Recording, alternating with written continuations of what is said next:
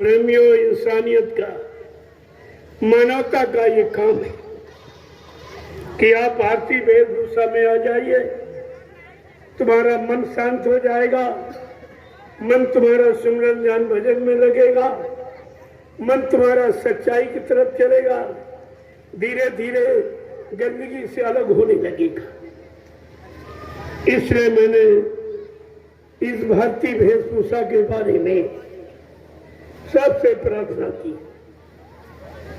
कि देशवासियों, अगर हम सब सच्चे भारतीय हैं, सच्चे हिंदुस्तानी हैं, तो हमें अपनी भारतीय वेशभूषा स्वीकार करनी चाहिए। ये पैंट पतलून ये अंग्रेजों की पोशाक है, ये विषय भोगों की पोशाक है, ये सात्विकता की, ये संत महात्मा की पोशाक, साधक की, भक्त की पोशाक नहीं है। ये आपको ध्यान में रखना चाहिए। अगर भक्ति करना है और आपको मन को बैरागी बनाना है, तो आपको भारतीय वेशभूषा जो ऋषि मुनियों महात्माओं की बनाई हुई व्यवस्था, उसे आपको स्वीकार करना होगा। ये कुर्ता, धोती, कमीज, पजामा, पगड़ी और टोपी, ये भारतीय पोशाक है। देखो कितनी शांति है इसमें, जरा पहन के देखिए कितनी शांति। और संत मत के प्रेमियों को अगर संत मत का लाभ लेना है, अपनी जीवात्मा को जगाना है, तो ये इस पोशाक पर आपको आना पड़ेगा।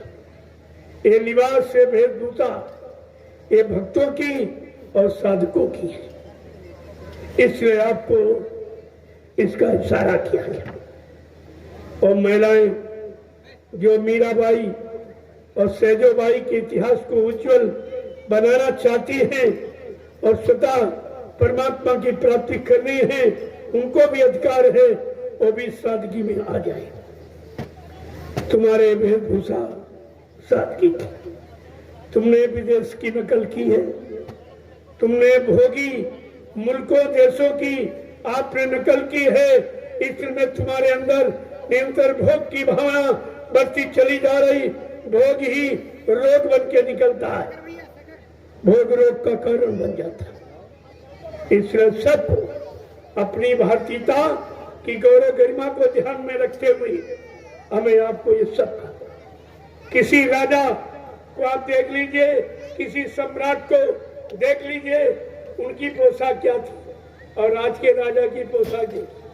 अंग्रेजों की नकल किए घूम रहा है, अंग्रेजों की बातों का प्रयोग करता, अंग्रेजी खान पान को यानी प्रोत्साहन देता, वो तो अंग्रेज का गुलामी माना जाएगा। उसे हिंदुस्तानी और भारतीय कहलाने का कोई अधिकार नहीं, कोई अधिकार नहीं।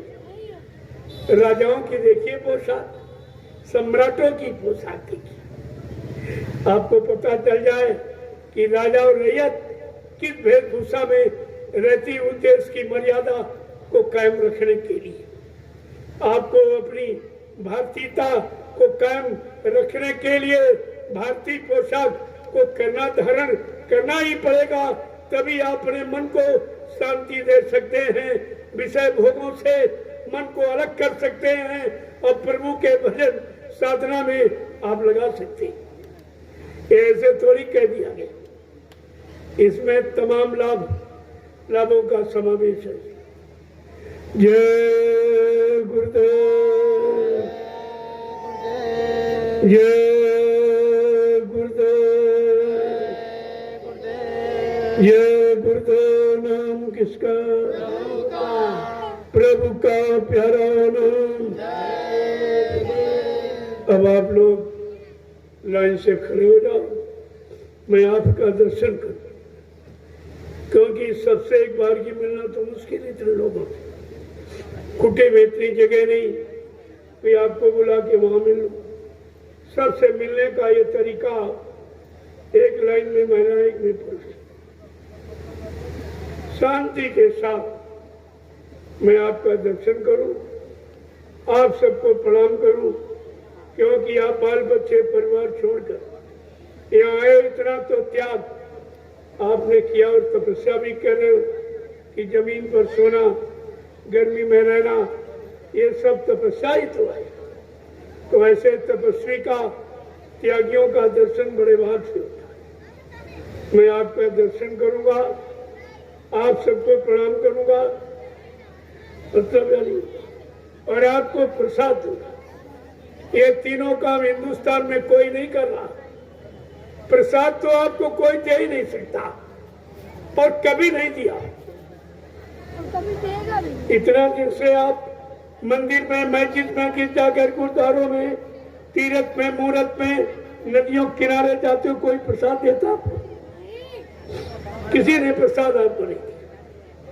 क्यों? प्रसाद कोई बना नहीं सकता। प्रसाद बनाने का अधिकार यहाँ सबको नहीं है। प्रसाद कौन बनाएगा?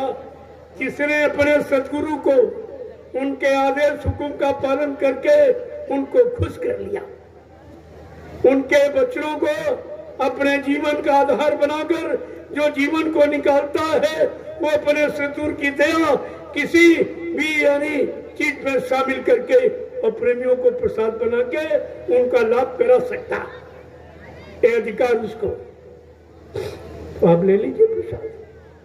मैंने पूरे हिंदुस्तान में प्रसाद बांटा और आज भी बांट रहा हूं पूरे। ये काम पहले भी किसी ने नहीं किया और आज भी नहीं कर रहा।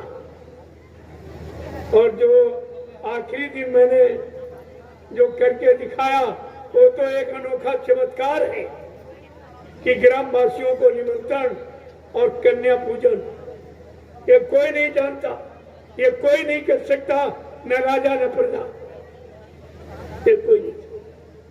मैंने क्यों किया है? मैंने सतयुग की भूमिका और दूरदर्शी व्यवस्था को सिद्ध करने के लिए आपके सामने ये पहले से नमूना बना के रख रहा हूं कि दूरदर्शी आने पर सबको भोजन, सबको रोटी मिलेगी और सबकी बेटियों की रक्षा हो। रोटी और बेटी जो दो बिंदु हमने रखे हैं वो इसी बात के परछाई कि आगे आगे दूरदर्शी व्यवस्था लागू होने पर, सतयुग आने पर सबको रोटी दी जाएगी। कोई जात बिरादरी नहीं पूछी जाएगी, कोई अति प्रेमी व्यवहारी नहीं पूछा जाएगा। हर भूखे को रोटी और हर बेटी की रक्षा। कोई जात पात नहीं, कोई छोटा बड़ा, कोई गरीब अमीर की बात नहीं, सारी बेटियों की रक्षा। और आपको दो ही चीजें चाहिए, जीवन जीने के लिए रोटी और लोक लाभ और परिवार में इज्जत, आबरू के लिए बेटी की रक्षा। और आपको क्या चाहिए? ये दोनों बिंदु मैंने पकड़े हैं जो आज तक कोई ना राजनीतिक और न कोई धार्मिक किसी ने भी इन बिंदुओं पर भी दृष्टि नहीं डाली कि रोटी बेटी का मतलब क्या। मैं वो भी तो करके दिखा रहा हूं। मेरा कोई काम पर्दे में नहीं, सब आपके सामने। अब न समझ पाओ, न अपना पाओ, न विश्वास कर पाओ तो तुम्हारी बात हो। जय गुरुदेव। अब आप लाइन से खड़े हो जाओ, मैं आप सबका दर्शन करूं, एक एक को प्रणाम करूं और ये महाप्रसाद आप ये सब मिलेगा। जय गुरुदेव। चलो प्रेमियों खड़े हो जाओ जल्दी से। प्रसाद आया है कि नहीं? हाँ?